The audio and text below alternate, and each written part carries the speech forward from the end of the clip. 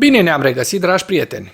Astăzi discutăm despre avansul armatei ucrainene în Kursk, care a mai câștigat câteva localități, și discutăm despre cei 5 miniștri ai apărării britanici care cer Statelor Unite și Marii Britanii să permită Ucrainei să folosească rachetele cu rază lungă de acțiune ATACMS. Potrivit Institutului pentru Studiul Războiului, pe 14 septembrie, trupele ucrainene și-au continuat înaintarea în districtul Glușcovski din regiunea Kursk, au înaintat în câmpurile de la sud de Tiokhino și la nord de Suja și au capturat mai multe sate.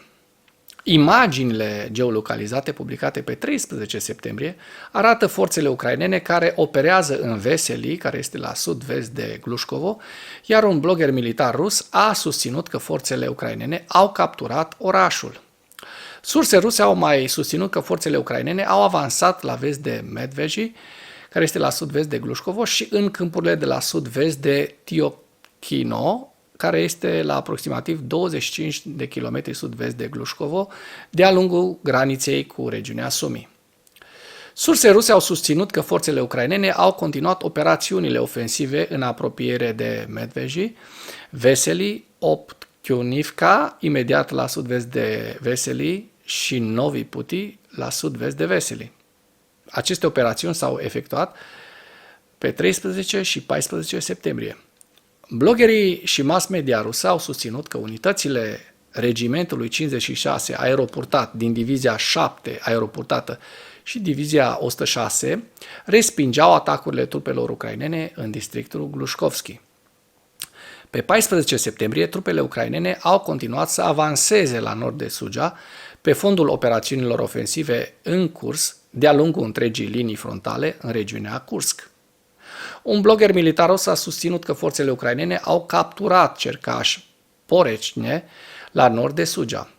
Trupele ruse au recâștigat recent teritoriul în regiunea Kursk și au continuat să contraatace pe 14 septembrie, iar imaginile geolocalizate publicate pe 13 septembrie au indicat că trupele ruse au pătruns în partea de vest a Lyubimivka în timpul unui atac mecanizat al companiei, iar un alt blogger rus a susținut că trupele rusești au înaintat până la periferia de sud-vest a Lyubimivka, precum și în câmpurile la nord-vest de Darino, care este la sud de Lyubimivka. Ziua 934 a războiului din Ucraina.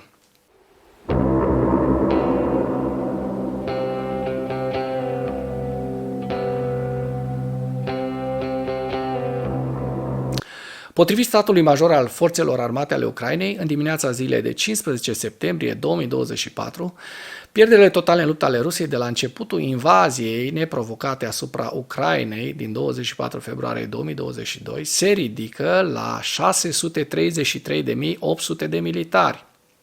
În ultimele 24 de ore, Rusia a înregistrat pierderi semnificative pe frontul din Ucraina, între care 1170 de militari, 6 tancuri, 20 de blindate de luptă, 23 de piese de artilerie și un sistem antiaerian.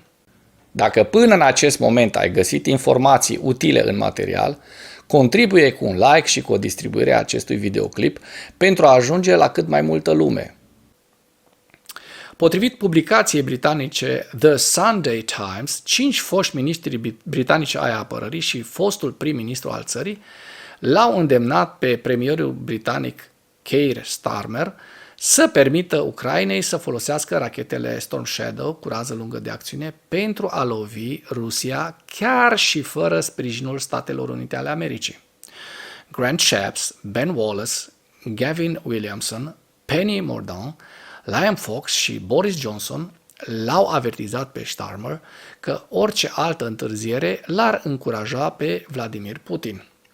Wallace a spus că dacă nu s-ar lua măsuri acum, Marea Britanie va liniști Kremlinul, în timp ce Williamson a numit o nerespectare a datoriei, iar Boris Johnson a adăugat: nu există niciun motiv pentru a întârzia.